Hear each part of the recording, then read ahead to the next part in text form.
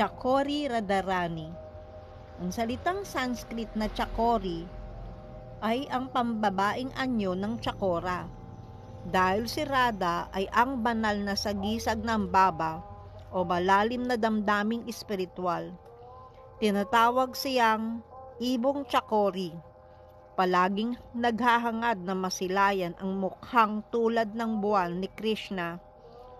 Si Radha ay kinikilalang buhay na sagisag ng dalisay na damdaming espiritual. Ang pinakamataas at pinakamatamis na uri ng pag-ibig para sa Diyos.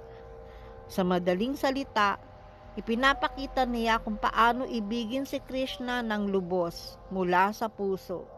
Siya ang pinakamahusay na halimbawa ng tunay na debosyon. Lahat ng pinakamalalim at pinakamatamis na damdamin ng kaluluwa para sa banal ay makikita sa kanya.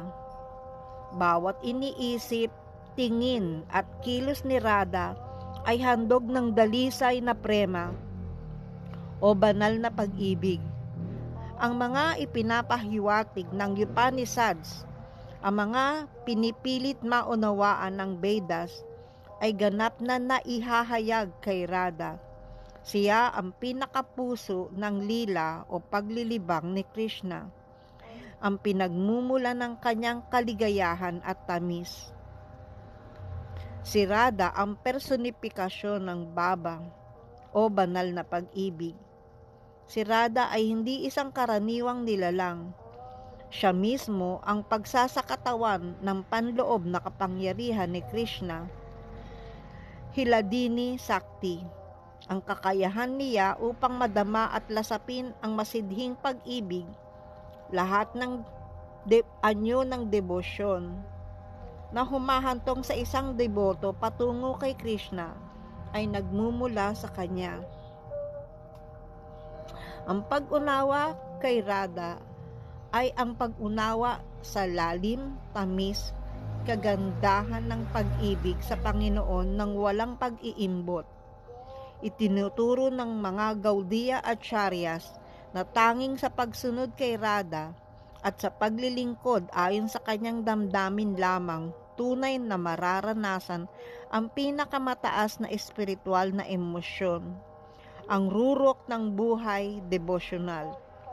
Si Krishna ay tinatawag na Madana Mohana sapagkat siya ay labis na kaakit-akit na maging si Madana o Cupid, ang Diyos ng pag-ibig ay nabibighani sa kanya.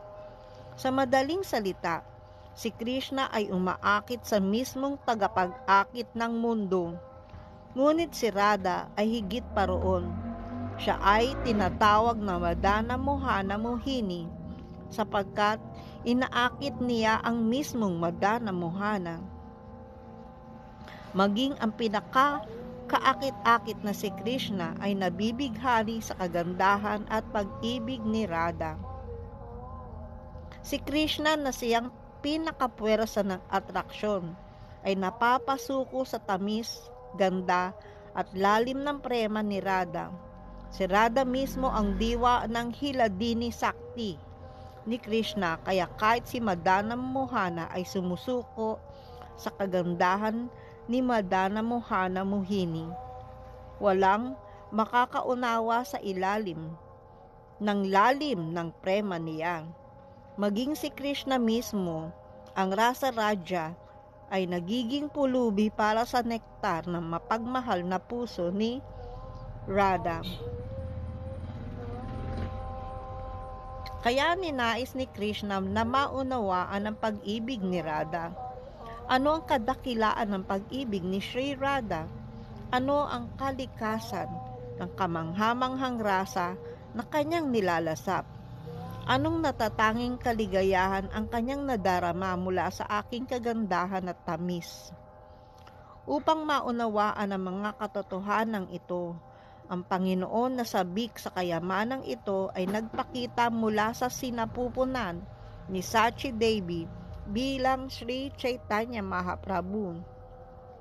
Nagpakita si Krishna bilang Sri Chaitanya Mahaprabhu sa gintong kulay ni Radha, sa kanyang damdamin at sa kanyang puso at nilubog niya ang sarili sa damdamin ng pagkahiwalay na nadarama ni Radha para sa kanya.